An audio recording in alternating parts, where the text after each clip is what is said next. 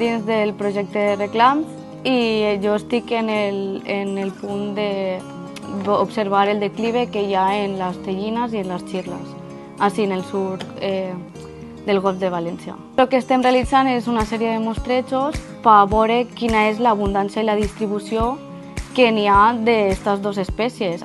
Entonces lo que fem és diferents puntos de mostrejos i en cada un d'ells pues, baixem i fem com una estructura d'1 metre quadrat i restreiem tot el que n'hi ha dins d'aquest punt. Entonces ho pugem en el barco i allí ja comencem a separar tot el que està viu, el que està mort i ja ho transportem al laboratori. Una volta arribant en el laboratori, separem i fiquem en la bandejeta tot el que hem trobat viu en cada punt. Entonces l'agarrem i per fer la genètica el que fem és obrim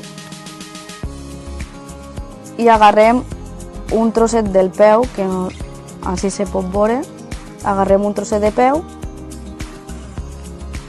li traiem el que té el sobrenadam d'aigua que té i el fiquem en un epèndor que juntament després el posarem en un poquet d'alcohol per conservar-lo i portar-lo fins a l'Institut de Torre-la-Sal, que és on ens fan les proves de genètica.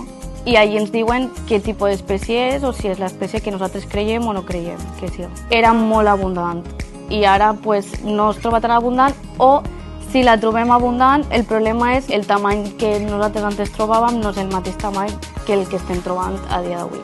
Què passa? Les tellines, per una part, són espècies que estan superproperes a la costa, entonces estan molt propenses a les contaminacions que a dia d'avui s'estan observant.